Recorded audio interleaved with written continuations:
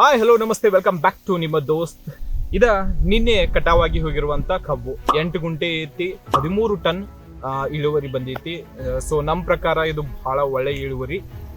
ನೀವು ಇದಕ್ಕಿಂತ ಜಾಸ್ತಿ ಬೆಳೆಸ್ತಿದ್ದೀರಂತ ಪ್ಲೀಸ್ ಕಮೆಂಟ್ ಮಾಡಿ ಹೇಳ್ರಿ ಹೆಂಗ್ ಬೆಳೆಸ್ತೀರಿ ಅಂತ. ಒಂದು ಹೊಲ ಬೆಳಿಬೇಕೈತಂದ್ರೆ ಏನ್ ಬೇಕು? ಎಕ್ಸಾಕ್ಟ್ಲಿ ಮಣ್ಣಿನಲ್ಲಿ ಫಲವತ್ತತೆ ಬೇಕು ಮತ್ತು ನೀರು ಸಮರ್ಪಕವಾಗಿ ನಾವು ಕೊಡಬೇಕು.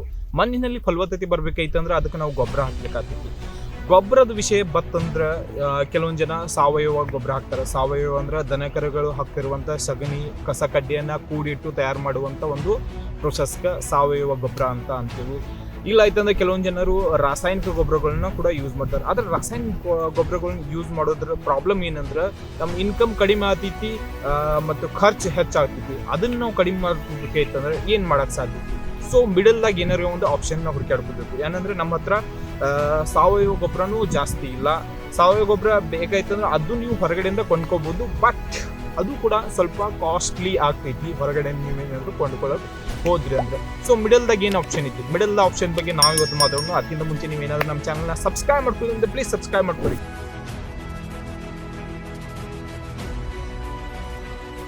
8 ಗುಂಟೆಯಲ್ಲಿ 13 ಟನ್ ಇಳುವರಿ ಬರಬೇಕಾಯ್ತಂದ್ರೆ ಮೇನ್ ಇಂಗ್ರೀಡಿಯೆಂಟ್ ಕೆಲಸ ಮಾಡಿದ್ದ ಈ ಗೊಬ್ಬರ. ಯಾವ ಗೊಬ್ಬರ ಅಂತೀರಿ? ಇದಕ್ಕೆ ನಾವು ಮಳ್ಳಿ ಅಂತ ಕರಿತೀವಿ.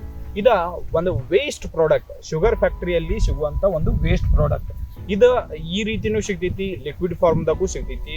ಈ ರೀತಿ ಸಿಕ್ತಂದ್ರೆ ನಮ್ಮ ಕಡೆ ಎಲ್ಲ ಜನರು ಇದನ್ನ ಮಿಡಲ್ ಆಪ್ಷನ್ ಆಗಿ ಯೂಸ್ ಮಾಡ್ಕೋತಾರು. ಯಾರ ಹತ್ರ ರಾಸಾಯನಿಕ ಗೊಬ್ಬರ ಹಾಕುವಷ್ಟು ಕೆಪಾಸಿಟಿ ಇರಂಗಿಲ್ಲ, ಯಾರ ಹತ್ರ ಸಾವಯವ ಗೊಬ್ಬರ ಇರಂಗಿಲ್ಲ, ಸೊ ಅವರೆಲ್ಲರೂ ಈ ರೀತಿ ಗೊಬ್ಬರನ ತಗೊಂಡ್ಬಂದು ಯೂಸ್ ಮಾಡ್ತಾರೆ. ನಿಮಗೂ ಗೊತ್ತೈತಿ, ಒಂದ್ ವೇಳೆ ನಾವೇನಾದ್ರೂ ಹೊಲ ಗದ್ದೆಗಳಿಗೆ ಗೊಬ್ಬರ ಹಾಕಲಿಲ್ಲ ಅಂದ್ರೆ ಚೆನ್ನಾಗಿ ಇಳುವರಿ ಬರಂಗಿಲ್ಲ. ಸೊ ಈ ಒಂದು ಪ್ಲಾಟ್ದಾಗ 13 ಟನ್ ಬರಕ್ಕೆ ಮೇನ್ ಕಾರಣ ಅಂದ್ರೆ ಇದೆ. ಬಟ್ ಇದ್ರದ್ದು ಒಂದು ಡ್ರಾಬ್ಯಾಕ್ ಏನಂದ್ರೆ ಇದು ಬಹಳಷ್ಟು ಹೀಟ್ ಆಗಿರ್ತೈತಿ.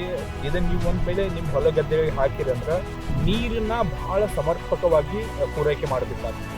ನೀರಿನ ಪೂರೈಕೆ ಚೆನ್ನಾಗಿ ಆಗಲಿಲ್ಲ ಅಂದ್ರೆ ಬೆಳೆ ಮ್ಯಾಗ ಎಫೆಕ್ಟ್ ಕೂಡ ಆಗ್ಬೋದು, ಬೆಳೆಗಳೆಲ್ಲ ಸುಡುವಂತ ಚಾನ್ಸಸ್ ಕೂಡ ಇರ್ತೈತಿ. ಅದಕ್ಕೋಸ್ಕರ ನಾನು ನಿಮ್ಗೆ ಹೇಳಿ, ಇದು ಕೆಮಿಕಲ್ ಯುಕ್ತ ಗೊಬ್ಬರ, ಇದು ವೇಸ್ಟ್ ಪ್ರಾಡಕ್ಟ್ ಐತಿ.